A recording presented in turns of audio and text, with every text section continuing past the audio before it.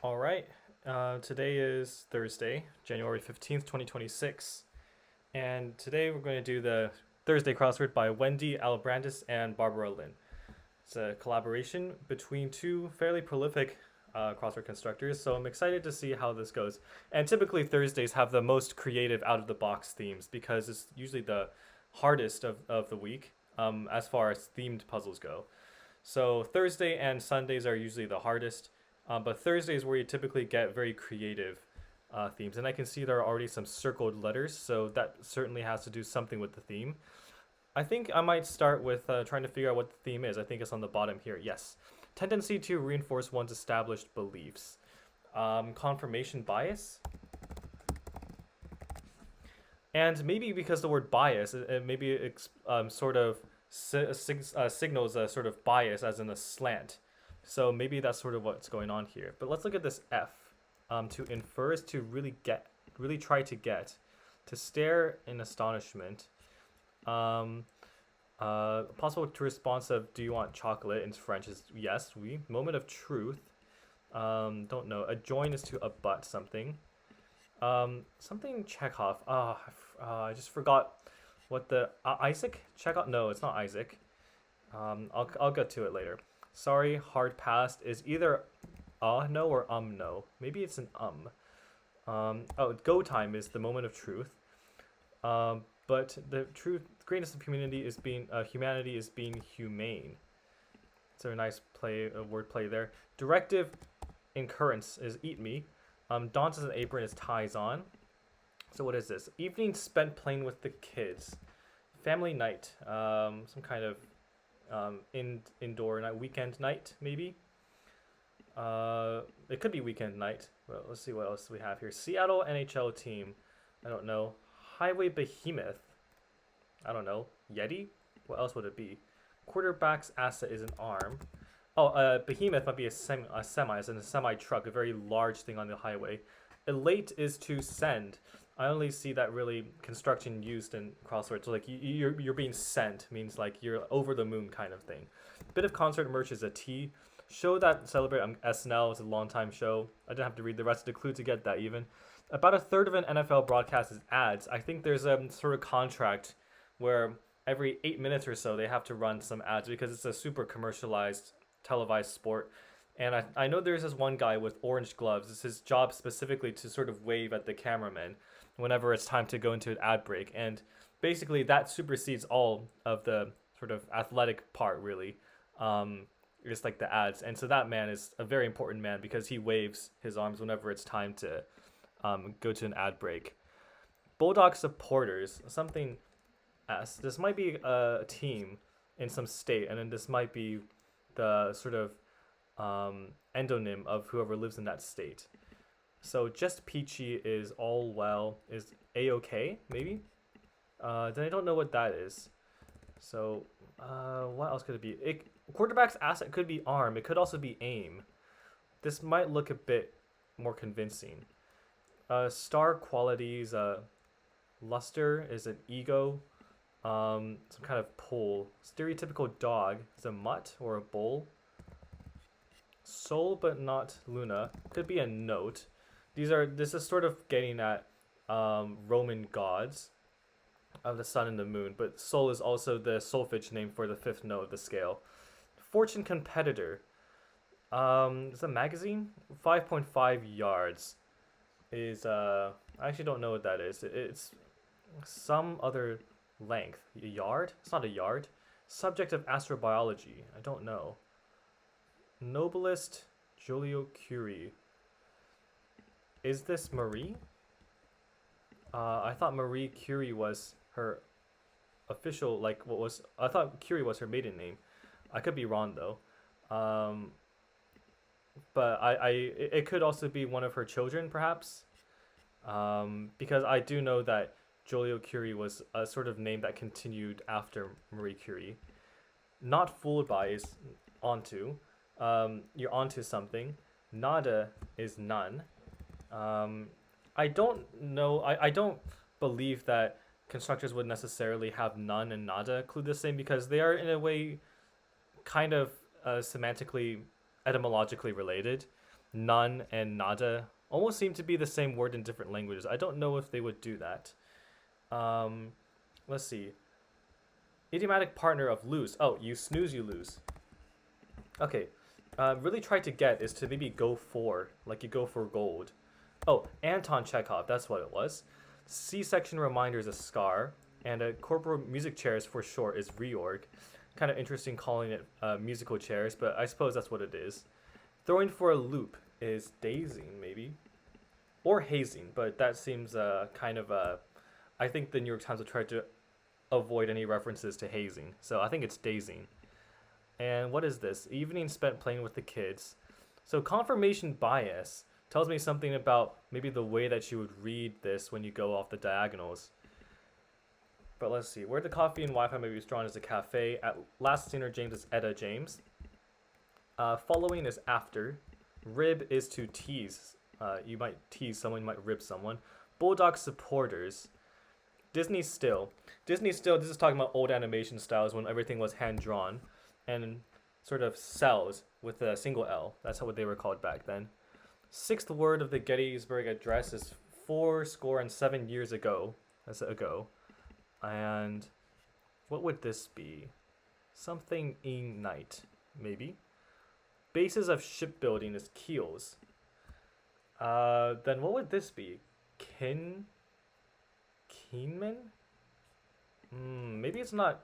Maybe it's not keels. Something around here is not right. But I'll just carry on. Oodles of time, I think, might be eons or ages. Actually, ages works better with this. Otherwise, it would have been an NL, which is not possible. Figure on a driver's license. Sort of height, age, something with an L. I mean, it might not even be bull now that I think about it.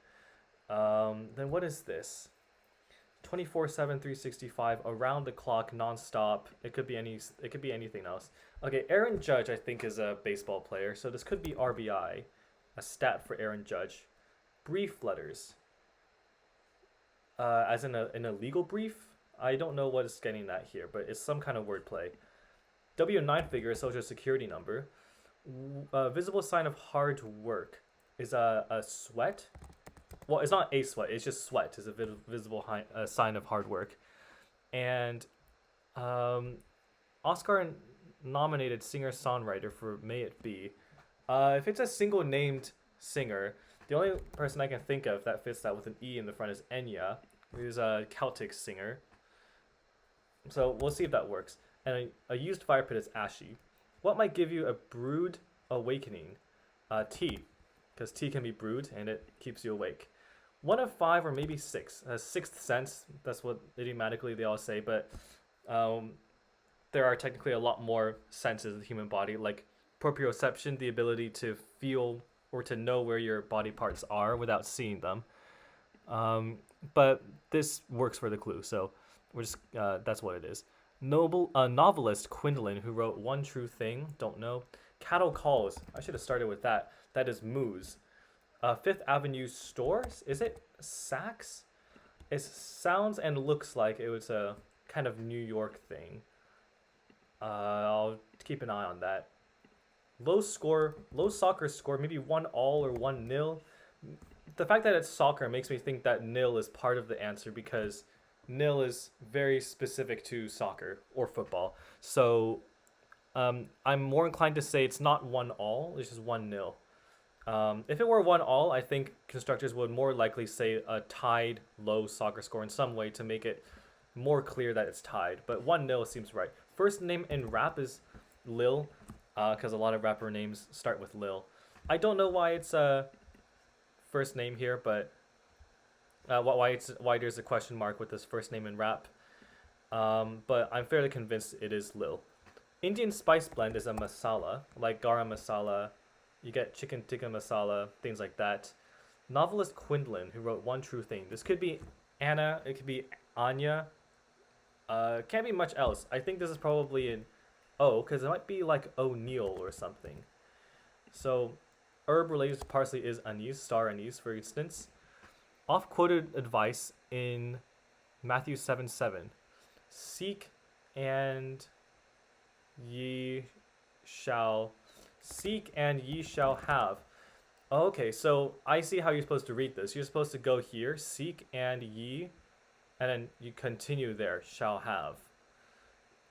Seek, Andy, Hall, have. Is that also part of the theme that these are all kind of words that are also, well, kind of valid words?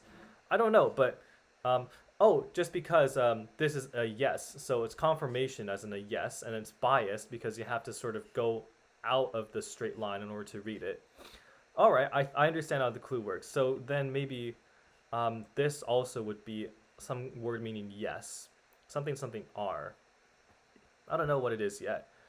Um, so all around the clock. Well, this is aerate.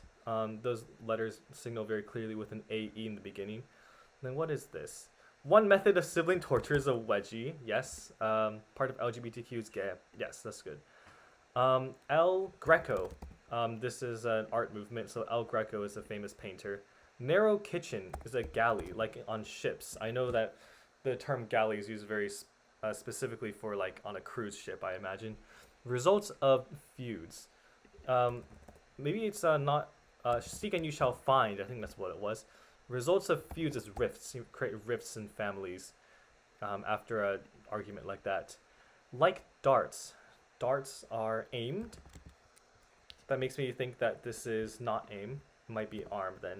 You would not have two of the same word in a crossword. Unless they were part of a longer word that and they both had significantly different meaning.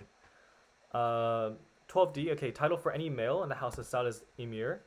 For some, like in Saudi Arabia, it was an emirate. Actor John Cena.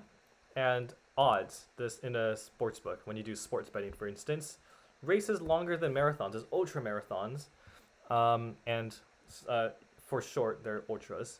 Created Yoda, he did. George Lucas. I like the sort of parallelism in this clue is kind of cute. George Lucas created Yoda. Puts the finishing touches on, in a way. Like you might ice a cake. So, in a way, always sort of signals that this is, this scenario is describing a very specific case of putting the finishing touches on. So, ice is in a way a lower category of this broad description. That's what it means when it says in a way. So you have to sort of be a little less precise with exactly what the clue is saying. In this case, ices, you can also idiomatically say like you're putting the icing on the cake. So it is ices. And figure on a license plate is maybe an ID number. So in that case, this could be eons. And this is a fig, which is abbreviated, so that makes me think that the clue, the answer is also similarly abbreviated. All right, so let's see. All day, every day. Maybe it's not Marie then, because this tells me this is I, as another sort of confirmation. All day, every day. Yes, and let's see what else there is. Fluctuate between normal singing and falsetto is yodel. That's the technique you do. Energy healing practice. Energy healing practice. I don't know. A stereotypical dog. Well, I guess you would name it Fido. And what is this? Star quality is a flare, fire. Star quality, 5. I don't know. Jan 1 through today is YTD, year to date. Unit of force is a dyne. It might be I imagine it's a small-ish kind of measurement. Sort of less than a joule of force, but also a bit bigger than an erg. So it's somewhere in the middle there. I don't know what this is. I imagine this might be Irene just because of these last letters. Sol but not Luna is probably a note. Subject of astrobiology is ETs. Ah, right, because it's the biology of other planets. So I suppose you would also study alien life if it exists. 5.5 yards. Is that a row? I don't know what else it would be called. Shiny little platters. Shiny little platters. Fortune competitors. INC. And shiny little platters. C. 5. Maybe it's not Irene. I'm struggling to think of what this could be. 5.5 yards is some unit of length. I'll come back to it. Let's see what this is. Ah, okay. I thought this was night, but it turns out the N is at the end here, so it is night. And this is amen, which is also a confirmation. So let's see. Something game night. Evening spent with the kids is family game night. So this is thrown for a loop is phasing. Similar to dazing, but phasing is also correct. Stare in astonishment is to gawk, or maybe to gasp or gape. So let's see what this is. April Fool is a caper.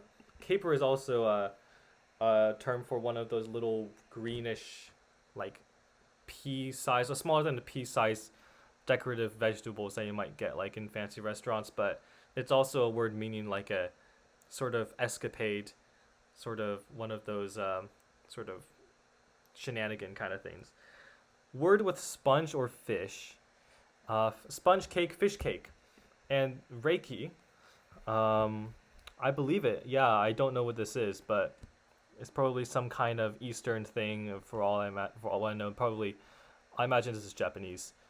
Energy healing practice. Yep, let's go with it. Fame, stars quality, of course. Bulldog supporters. Yaleys. Okay, so it was not an endonym for a state. I was thinking it was like Iowan or something, but this is referring to people that are from Yale, so they would be supporters of Bulldogs. And this, like I thought, I did think of this before. It says A-OK, just peachy. And then the Kraken is a Seattle NHL team. I was a bit confused that this doesn't end with an S because it is a team. Teams, at least for professional teams, should always end in an S for like the Ravens, like the Trailblazers, 49ers. But I never really thought of this just being without an S. If it were like a player on the team named the Kraken, then maybe that would make sense. I don't know. I don't really know what I don't really know my NHL teams, but maybe this is the case. Okay, let's see what else there is. Fortune competitor. Is it INC? It sounds familiar, and I think I would believe it because INC suggests business, which Fortune is also Fortune is a business magazine, so Inc would be a reasonable competitor for it. Then this would be Ro or Irene, and I'm just trying to think of what this would be because this is shiny little platters. Oh, CDs. Oh, it probably is CDs. Let's just go with that. Perfect. Okay, that was better than I expected at the end. I was actually able to understand these in like the beginning. So it is the case that, just going back to certain previous parts you were stuck at would actually pay off at the end. Like you just kind of see these insights once you've been able to take some time off of it. I'm not exactly sure what this means. Brief letters. BVD? I've never heard of that. I don't know what exactly that's getting at. Because I was thinking it looks vaguely like boulevard, but boulevard is abbreviated BLVD. I imagine this is still some kind of legal terminology because brief, as far as I understand, the letters, it would be some kind of abbreviation for legal briefs. Or maybe it's boxer briefs. Maybe it's a certain brand, BVD, that I don't know. But apart from that, the fact that I was able to get it still tells me that this is a fair crossword because, if you don't know a word, it shouldn't prevent you from being able to solve it. You should always be able to at least get it, all the letters from the other clues that cross it. So this was a good puzzle. Confirmation bias. I think this was a fairly straightforward theme for what you would find on Thursdays. And I might have liked to see a bit more, maybe a bit more long answers in this. I think as personal preference, I tend to just like puzzles that have wide open grids. There's always a trade-off between having a wide open grid and then having the quality of words be high because when you have a more wide open grid, you're essentially more restricted by what letters can be what. Because if you had a lot of words in the grid, then each word is quite short, and short words crossing each other are very easy to fill. Whereas if you had very long answers all crossing each other, that becomes a lot more difficult, and typically you have to come up with some compromises where you might insert some rather obscure vocabulary in order to make it work. In this case, there really is like no obscure vocabulary. The ones that are unknown are not particularly obscure either. These are things that I think would be interesting to know for an audience, like the New York Times. So all of these I think are very, very fair, especially the proper nouns are all very fair. Now, with that said, there aren't very many long answers in this grid. Of course, like this is also just a very small criticism. This is a very good puzzle. For instance, maybe this space could have been removed, and then you would have at least an 8-letter running down. These things are called bonus fill.